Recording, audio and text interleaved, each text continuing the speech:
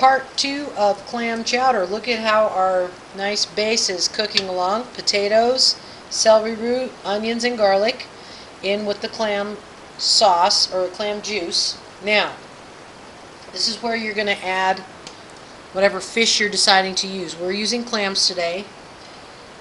You don't want to put the chunky, flaky fish in at this phase. You want to put that in at the very last. So if you're using shrimp, or lobster, or crab, or clams, or oysters, this is when they would go in, right here. So we've got a pretty big sized can. What do we got here? We've got a 28-ounce can of baby clams that have been chopped up for us. They're from Peru. They're from Peru. We're going to get all that clam goodness going on in there. Where we find these? We found these at Walmart. I'm pretty sure they came from Walmart. We like to go over in the Mexican section of Walmart. You never know what you're going to find. To be politically correct, that's called the Latino section. But whatever. This was the juice that was in the can, and I'm just going to add another little splash. There you go. I was also going to let you know that if you don't have clam juice, like we added earlier, chicken broth works really well also. Actually, chicken broth works better than the stuff that's in the can because the stuff in the can tastes like the can. Right? Somewhat. Yes. Well, a little bit. It's a little tinny. Okay. Anyways, what's next? Next is, in this pan right here,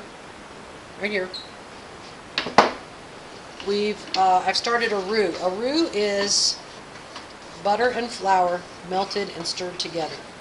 So it's got nothing to do with the kanga. It's got nothing to do with a kanga. What about nagas?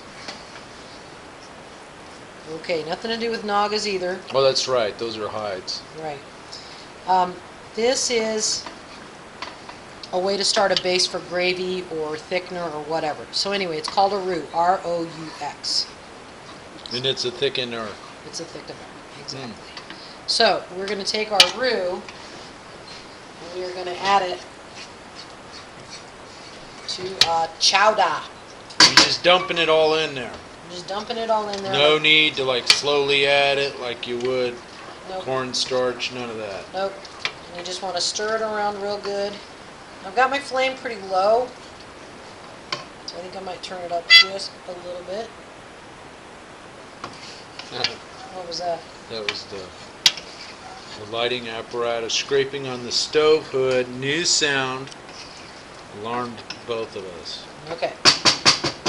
Now, this is also where we're going to add a couple of bay leaves, which I mentioned earlier, in my opinion, are paramount to any sort of fish cooking. And we're going to wait till later to add the cream and some other salt and pepper. What are you doing with that parsley? Not yet? The parsley goes in at the very last because you want it to stay nice and bright green. Okay. So we're going to let this cook for just a little while, and I'm thinking What's a little while? 10 minutes. And I'm thinking I'm going to go ahead and add a little bit of chicken broth too, because this is not very soupy. There's not much liquid here, and I want a little more liquid. So I'm going to make 1 cup of chicken broth, and I'm going to throw it in there as well. And when we come back, I'll show you the final step to making chowder. How are you going to make that broth?